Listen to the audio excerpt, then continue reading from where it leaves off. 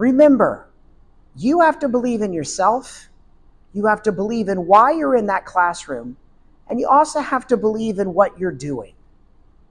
Because ballet comes from us. No one takes it. No one gives it.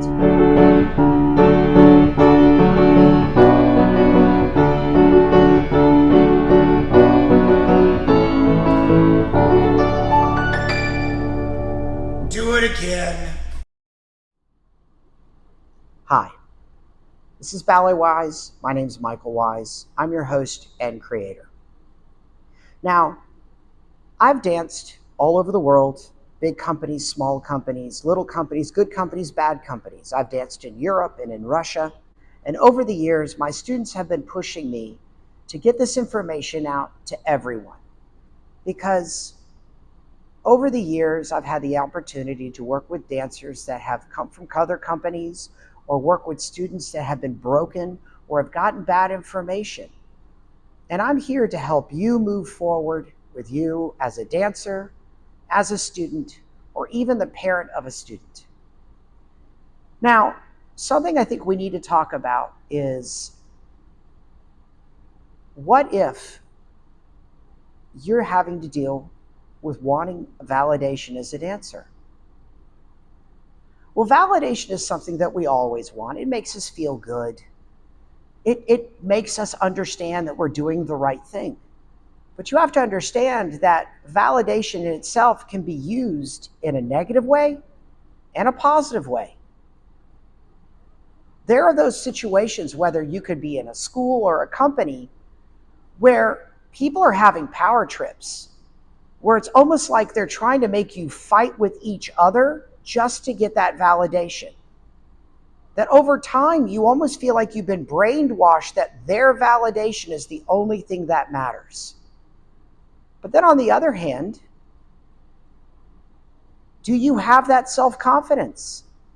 Do you believe in yourself? Because if you really have that self-confidence and you truly believe in yourself, you're probably not going to let someone else take that from you. So let's break this down.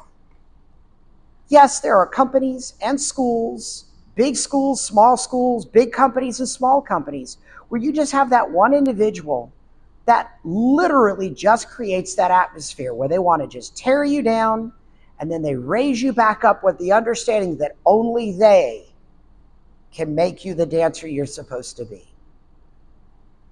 They're using corruptive tactics in those manners. This is how abusers start. But you are the one that could be in control of that. Because sometimes our desperation for wanting to be that the best dancer, or that desperation of wanting to work with that choreographer, or that desperation of wanting to be able to get that contract or that new position in a company, can quite often drive us into those situations where we're always looking to others for that validation. It shouldn't be like Game of Thrones. You're not here to fight someone to the death. You're here to be the best dancer you can be. And it's disheartening to hear it, because we all want to be the best dancer we can be. But remember, that control is yours. Don't give it to someone else, and don't let someone else take it from you. And then you have the other side of this, validation. Remember, we come into that class not to get the validation of the teacher.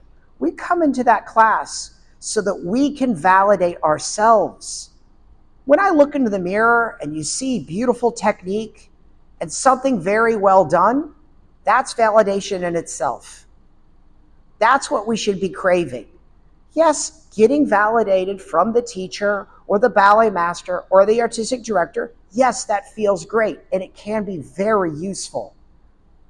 But that's not why we're there. We're dancers first. Remember, you're not in a cult. Your goal as a dancer is to be the best dancer you can. And yes, we do have to depend on others to help us in our journey. But we shouldn't give ourselves to someone else unless they deserve that respect. But anyone in their right mind who should deserve that respect will ever tell you they are the only person that can get you to where you want to go. Remember, you have to believe in yourself. You have to believe in why you're in that classroom. And you also have to believe in what you're doing. Because ballet comes from us. No one takes it. No one gives it. I'm a steward of this art form. I help others develop it. I don't own it. So if you're in an environment where they're selling it, where they're saying, if you do what I say, you'll get my validation, which means you're getting further along. There are companies that will do this. There are companies that will take dancers that aren't very good and in a way sell them that validation so they can pay them dirt and make them work 5 times harder than they should. And then they cast them aside, just kind of like they're a piece of garbage. Because that's what they do. But if you're the person that truly can believe in themselves, you'll recognize that they're using that against you. And you'll regain that control. So don't let your environment make you want their validation. You should want that validation for what you do. But that validation comes from you first, not someone else. Your validation can be just the way it feels. For me, when I was a dancer, my validation was just knowing I left everything out in that studio. I didn't need someone to come up to me and go, well done. Now, I'm not saying that if someone didn't do that, I didn't enjoy it, but it wasn't the reason why I showed up to class. When you're in a class with people that are from like some of the best dancers in the world, you being present is the greatest validation possible. So believe in yourself. If you believe you're meant to be there, if you can believe that you're good enough to be in that room, that's the validation that you need to move forward. Don't let someone take that from you. Because we're not here to be automatons. We're not here to fight for that. That fight's in you, not with someone else. We should raise our friends up. We should raise the dancers we have around us up because we're going to be the best we can be. We want them to join us in this process, and don't let anyone ever take that from you. Because you know what? The girl standing next to you wants the same thing you do. So why don't you learn to do that together instead of it being you against someone else and letting someone else literally control it and turn it into a cage match. Remember, ballet's not MMA. It's not the Game of Thrones. It's not kill or be killed.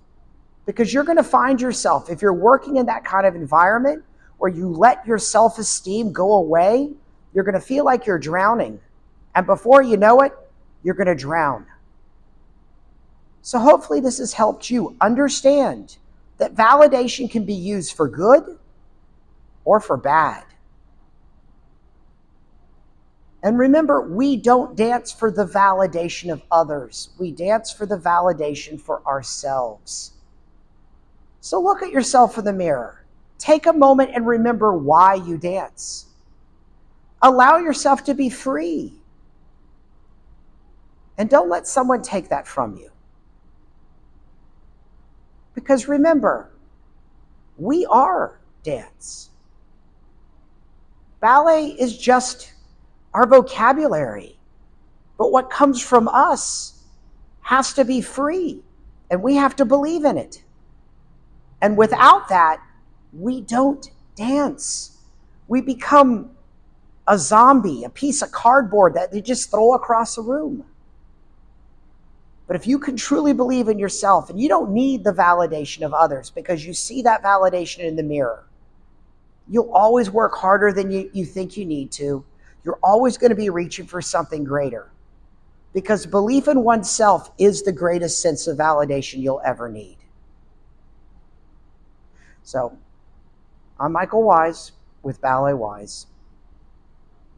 And remember, I can believe in you. You need to believe in yourself. Hopefully this video has helped you. Remember, if you liked it, give us the thumbs up. If you want to hear more from us, subscribe. Leave us a comment. Tell us what you think. Give us some ideas of some things you would like for us to cover. So remember, this is BalletWise, and we look forward to seeing you the next time. Keep dancing.